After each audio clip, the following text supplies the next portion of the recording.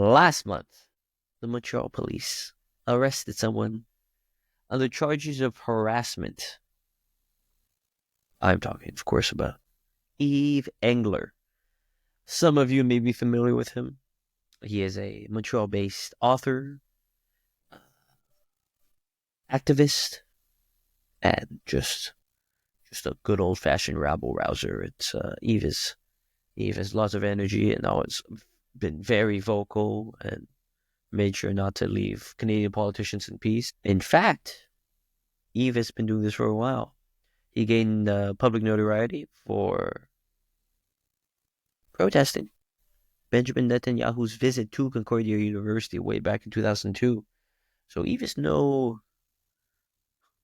amateur. This isn't Yves' first rodeo when he goes around criticizing people for foreign policies, criticizing Canadian politicians for their foreign policy positions. Now, I had Yves on because I heard about this arrest. I heard about some of the charges against him. This one of harassment by this very vocal pro-Israel online personality. But then I also heard about Yves allegedly harassing the police. Now, did the police show up at his house? Did he resist arrest? Did he maybe call them names? No. What Yves did was write about the upcoming charges on his blog. He's a writer. They're going to write about stuff. That's like, hello. That's like being surprised about plumbers, working on the toilets. It's in their nature. So Yves hears about this charge coming at him from this pro-Israel person online. Talks about how the police are going to arrest him. Talks about how they have asked him to come in to a local SPVM office, and the SPVM called his writing on the topic harassment. And I just thought that was ridiculous. I really wanted to get a chance to talk with Yves to get his side of things. Not that there's a lack of that, honestly. There's this is one of those times where you see Montreal news get picked up internationally. He got shouted out by Roger Waters of Pink Floyd fame, Glenn Greenwald of System Update, the Electronic Intifada, Aaron Mate, a former Concordia student who was also very active during the Netanyahu visit back in the early 2000s, who now is a journalist at the Grey Zone. Also the son of Gabor Mate. I believe that's the name. I have his books over here. Anyways, I wanted to talk to Yves. I wanted to hear his side of things. Hear how he's been doing. He was jailed 5 days for writing about being arrested. Yves thinks it's a very politically motivated arrest. I'm inclined to agree. But listen, you're gonna hear this interview, and you can come to your own conclusions. But that's where I stand on things. Enjoy the interview. I'm talking right now to Yves Engler, a Montreal-based author, activist. Some have called him a gadfly. I believe the Ottawa Citizen once called you a leftist gadfly. Of the different descriptions of yourself, Yves, are there any that you really take to? Probably activist, if there's going to be one word descriptor. Sure. You're a passionate person. Yeah. Yeah. I'm of course familiar with your work. I always read your contributions to Canadian Dimension. I think I am just always impressed at the constant feed of videos I see of you at political events and just immediately pressing these politicians. It's quite an incredible thing to see. It's you have so much energy for it, I feel. Yeah, it's. I mean, I think it's a form of holding power to account. It's kind of a weird social media dynamic where you can write an article, or I can write an article, and often a few hundred people will maybe read it, but you can go and sort of ask a part of the idea that would be in that article to a politician, to their face, and usually they're not able to respond, or they will stay Mm. silent. And then maybe hundreds of thousands of people will sort of interact with that idea. So it's kind of something that's I think somewhat useful political intervention, a way to educate a little bit, Hmm. and also I think to show that there's opposition, right? Part of our political culture, the dominant media kind of either it very much demonizes opposition, or it just ignores challenges to the status quo. And I think this sort of questioning these politicians and showing that they don't want to, they either are unable or don't want to respond, I think sort of opens people's eyes up a little bit to the fact there is opposition, and to how controlled the dominant discussion and debate is. Yeah, yeah, incredible. Yeah, try to catch these people off guard and see what they can do without a script. I think very often it's very clear they either don't know or just really are not interested in engaging. But I'm not here to talk about your engagements with politicians. Well, I mean, we'll get to that later. But you got in, I want to say, trouble. You were jailed for 5 days. Could you tell me about the timeline of what went down? This was over. This was, I believe, over some social media posts. Was it? Yeah, so basically, I got a call from a Montreal police inspector 2 weeks ago now, Tuesday, 15 days ago, Hmm. and she said that she wanted me to come in to the detention center on René Lévesque and Guy Street to basically charge me with two different offenses regarding Dahlia Kurtz. Basically harassment of Hmm. Dahlia Kurtz. Dahlia Kurtz is a prominent anti-Palestinian social media influencer. At some point, I think she had some gig with a radio program, a corporate radio program in Toronto or somewhere. So she has a little bit of a sort of corporate media background, but mostly she's certainly come in my how I've become aware of her was maybe a year ago or so, and seeing her on X just posting these really anti-Palestinian, pro-violence, pro-genocide statements, and I basically just responded to her statements, and I often responded with a lot of I call it biting criticism. You could call it snarky. You could refer to as a fascist, genocide supporter, Hmm.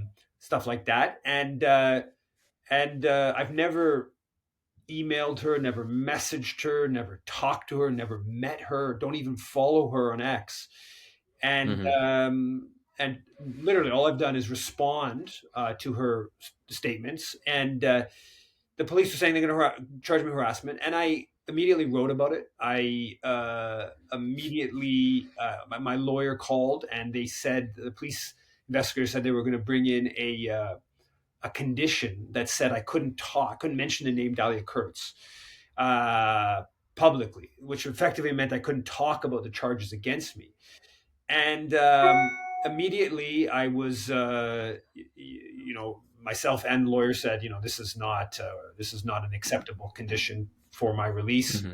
And so that sort of set the stage for a battle with the police, subsequently the Crown, over this condition. And anyway, so when I wrote about this on the Tuesday evening, and I promoted this action alert letter to the Montreal police inspector, it really kind of blew up. And by the morning, a couple thousand people had already emailed the Montreal police inspector. I think it's over 4,000 at this point. And Wow. the police response to this, though, was to double down and to basically be like, "How dare you, challenge us?" And the challenge was again just writing about it and promoting this action alert. And then they Hmm. brought in 4 charges of harassment of the police. So initially, I'm harassing this social media influencer. Now I'm harassing a police inspector, and the different police inspector communicates this to me on the Wednesday, and says, "You need to come in tomorrow." I think initially he was asking for me to come in later that day, and I was able to push it off because I actually have a 7-year-old son, and his mom was out of the country, and I kind of said, "Well, I mean, it's going to be difficult to find someone to pick up my son from school, and to sleep and whatever." And so they told me to come in the next day, so Thursday morning, and basically the police. Tried to maintain this condition, which I said I wouldn't sign. I was willing to sign right away. I said I'd sign conditions saying that I don't communicate in any way with Dahlia Kurtz, including not responding to her posts on X. I should say Mm. she never blocked me. So she about 7 months she posted that she felt like I was harassing her 7 months ago, but she never blocked me. So apparently she's blocked other people. Well. So she was clearly setting up for this like police kind of legal game. Hmm. And so the police demanded that this condition, and basically I spent 5 days in jail to win the right to talk about the case against me. Once it got before the judge didn't even hear the defense from my attorney, and realized that the sort of implications, the free speech and the Palestine implications of this condition that the police were bringing on. And I should say that part of the reason I think the judge understood the gravity of what was being pushed. It's just a little condition, right? It's kind of Hmm. ostensibly not important, but was the fact there were lots of people in the courthouse, and they were there in the morning, and the judge kind of understood that this wasn't just sort of like some guy harassing some woman and whatever, right? Which was Hmm. how they were trying to portray it in one sense. It was, this was obviously a political dispute, and so I won the thing. I don't have the condition, but I still have a whole series of charges hanging over my head that won't be adjudicated for multiple months. Well, what? I mean, I remember when I was following this and I saw the charge of harassment by the Montreal police towards you. I thought that was just like, first of all, just ridiculous. To me, that was the most ridiculous part of it. Of course, like the arrest was ridiculous.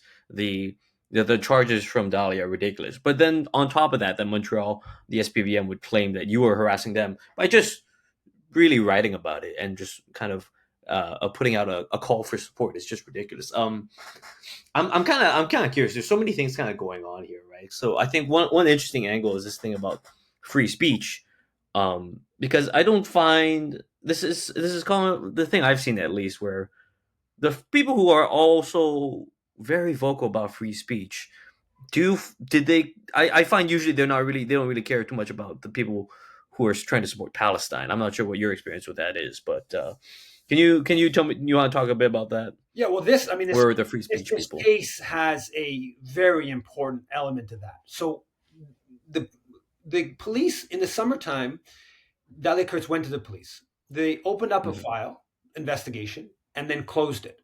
Decided there wasn't evidence to charge me with harassing her. Then a lawyer, prominent lawyer, Neil Oberman, who's running to be a Conservative Party candidate in Mount Royal. So he's running Hmm. against Anthony Housefather, who basically criticizing Anthony Housefather as not being sufficiently pro-Israel, even though Anthony Housefather is, the most extreme pro-Israel MP in the Liberal Party. Hmm. So this Neil Oberman sends a letter to the police on December 18th, according to the Crown, saying basically they should reinvestigate me for harassing Dahlia Kurtz. And then they do, and then they ultimately lay charges. So subsequently, Dahlia Kurtz, I should also said, um, complained to the Senate Ethics Commission because the Senator Wu from BC spoke out in favor of my right to be able to criticize her on social media. And probably Neil Oberman, the lawyer, is the one behind it. Neil Oberman was at the bail hearing by online. He was on the my bail hearing. He probably helped Dahlia Kurtz right from the get go when she initially began the process. And this lawyer has been pursuing threatening letters. He threatened McGill over Francesca Albanese, the UN Special Rapporteur, when she spoke Hmm. there in November. He sent this threatening letter to Max Blumenthal, U.S. journalist, over this issue of this woman here in Montreal who had threatened to rape, or said a woman who had a Palestinian flag should be raped, back in Jesus. November. He's done a whole bunch of injunctions on different Palestine related stuff. Brought the SSMU, the Student Society of McGill University, to court over their anti-Semitism policy, and he's threatened the mayor Valérie Plante, the mayor of Montreal. And the one that got the most attention was he brought the injunction against the student encampment at McGill in April, and he tried to get this injunction that would have banned protests at I think 154 different McGill buildings within 100 meters, and of course McGill has buildings all around downtown, so it would have Hmm. banned demonstrations not just on Palestine, demonstrations in like large swaths of downtown Montreal.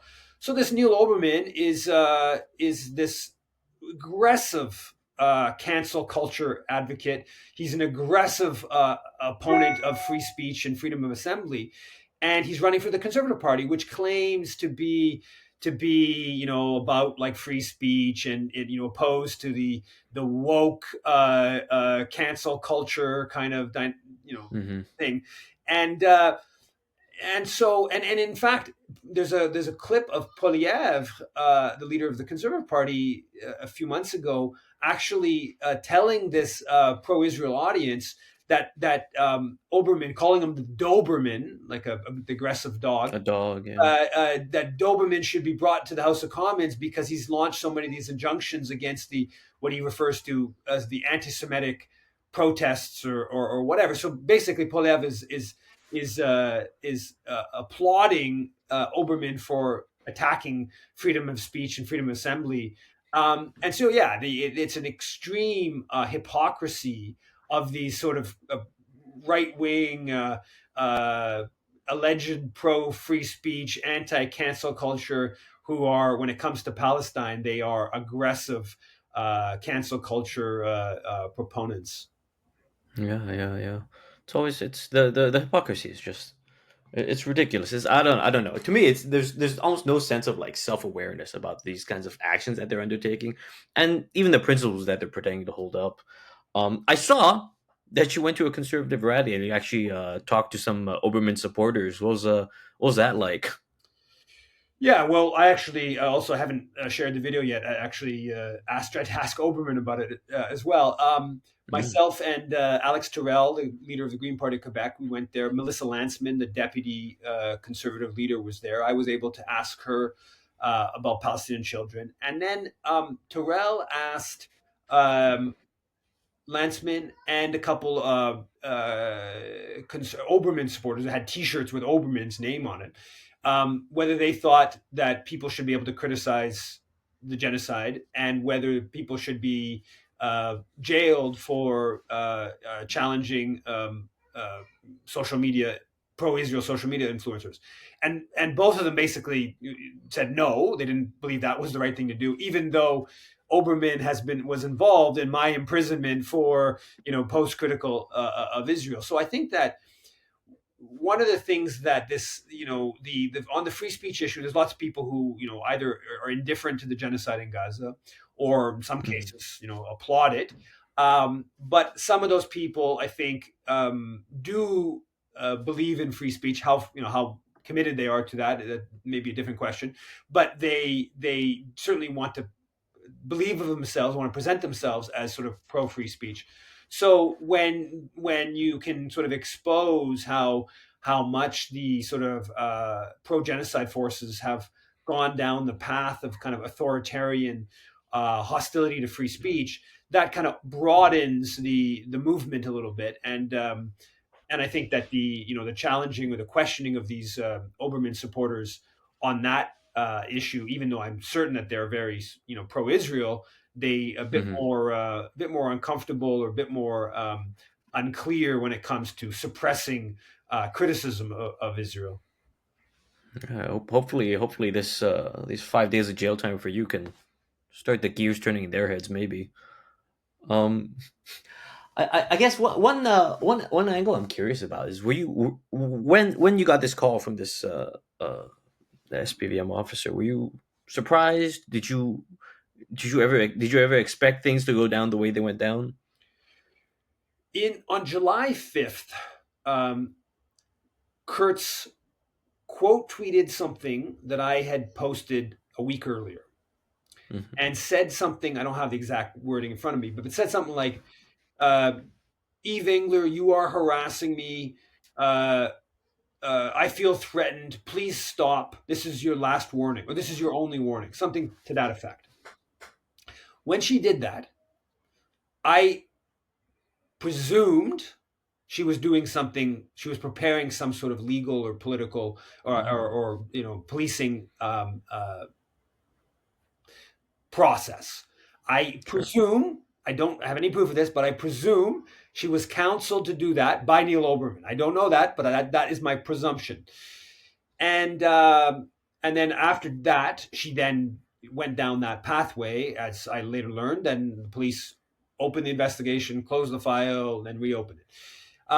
So I had in the back of my head that that was a possibility. Uh, and so when the police officer called me, my reaction, and this is now 7 months later or whatever, my reaction of course was to be kind of like, are you kidding me? This isn't Hmm. real. I mean, literally all we're talking about. I mean, she never blocked me. I mean, come on. If she's feeling harassed by me, just hit the block button. And somebody right away when she made this declaration, they posted that. Everyone knows that you can do that, right? And Right. so the idea that the Montreal police would like basically play along with the little sort of game that was being, in my opinion, a policing judicial game being played by someone who is promoting, mocking. She mocks Palestinian children being in Gaza, like mocks them, Hmm. basically. I mean, this she Dalia Kurtz 2 months ago posted this statement where there was these neo Nazis that rallied in Hamilton, like six of them, with a banner saying mass deportations now. I mean, Hmm. she's not sort of like a right wing pro Israel kind of voice. She is getting into some pretty far right, pretty overtly racist kind of territory. And so the idea that she's just this like poor little victim, and which is essentially what the Montreal police bought into ultimately, right? They bought Hmm. into this notion that she's just this sort of like there's a big part of it is a sort of a Jewish victimhood kind of narrative it's playing into that's surrounds all over, and that the pro-Israel forces are aggressively promoting as a way to besmirch those opposing genocide and undercut the activism. So the idea that the Montreal police would go along with that is pretty outrageous. Hmm. But yeah, I knew I'd forgotten it and thought about it in months, but I knew that Dahlia Kurtz was possibly or probably preparing some sort of move like that. Um, so yeah, it's obviously a outrageous comment on the Montreal police, and the fact that then alongside that they bring in a condition that restricted my ability to talk about the outrageous charges is just an Hmm. adds a layer of kind of uh, absurdity to the whole thing. No, yeah, it's quite a convoluted gag order they're trying to place on you. What do you, how do you account for this kind of outside just influence that Kurtz and Oberman have over the SPVM? Like, do you think they're able to twist the SPVM's arm so much? Do you think the SPVM, what, why do they even bother with this, or why was it picked up again? I guess. That's an interesting question. Now, um, it's not clear to me. My presumption here is that the police inspector, the file was opened, it was closed. Then she gets pressure from this law firm that Hmm. is sort of, I guess, a prominent law firm. I don't know. I'm not that aware of it. But when she explained the charges, she mentioned the law firm getting this letter. I don't know if there was like some other, somewhere internally, higher up in the SPVM, maybe if there's somebody who is close to the CIJA or the pro-Israel groups that may have Mm-hmm. played some role. I don't know that. I just know what was stated from this law firm. So I my presumption is that the SPVM inspector was mostly just kind of like moving the file along, not necessarily like either knowing much about me or caring that much about me. She's just kind of like, okay, I'm getting some pressure from this law firm. There's all this like stuff out there in the media that there's like anti-Semitism everywhere, and Mm-hmm. this is a woman, this is a man.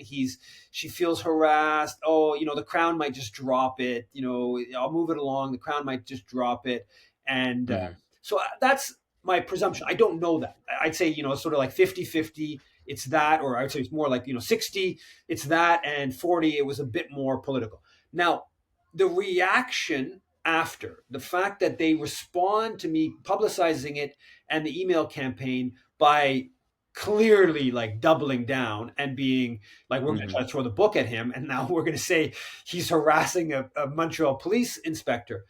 Now, I can believe that was part of the motivation for that came at the level of like the other inspectors, Mm-hmm. near her being like, okay, how dare he stand up to us? We're going to push back.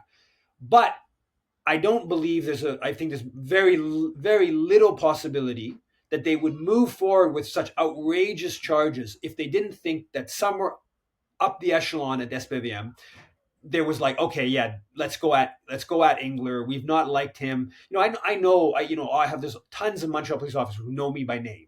I Mm-hmm. go to lots of events, particularly the Valérie Plante events. The mayor's there. There's always a handful of SPVM that are there. Oftentimes, other political events, press conferences where other politicians are there. There's often SPVM that are there, and so the SPVM, many of them know who I am, and so they have their opinions of the political stuff I do. So I don't believe that the inspectors would have brought in 4 charges of harassment of an inspector without some degree of okay further up Mm-hmm. the echelon, because this is an obviously political kind of affair. So from the get-go, I don't know like exactly how, why the inspector would have sort of I guess gone along with Kurtz and Oberman's efforts to what was obviously a sort of lawfare, pro-Israel lawfare kind of Mm-hmm. charge against me. But I think once they brought in the 4 charges, beyond that, it's very clear that there is some, I don't know, political vendetta, if you want to call it that, or some degree of let's go after Engler for more broad kind of reasons. Mm-hmm. Mm-hmm. Well, um, you got a lot of support. I saw a lot of worldwide support that picked up this case. Tell me a bit about this international support. What it felt like receiving it. Yeah, it was much appreciated. There was, I mentioned the turnout. Like I think there's no doubt that the people at the court impacted uh, Mm-hmm. in two different ways. First of all, on the Monday morning, I was told there's more than 100 people that showed up. I wasn't there. I was in jail. They claimed and there was a bureaucratic error, and the prison thought I was supposed to be in jail in court on the Tuesday, so they didn't send me to the court. The judge calls the prison to demand, like, where is the prisoner? He's supposed to be in court this morning, and get him here as soon as possible. And the prison ultimately does get me there for we have the bail hearing later on the Monday. So I think the fact there was lots of people there increased the likelihood that the judge would make that demand to the prison. So maybe Mm-hmm. that saved me an extra day in jail.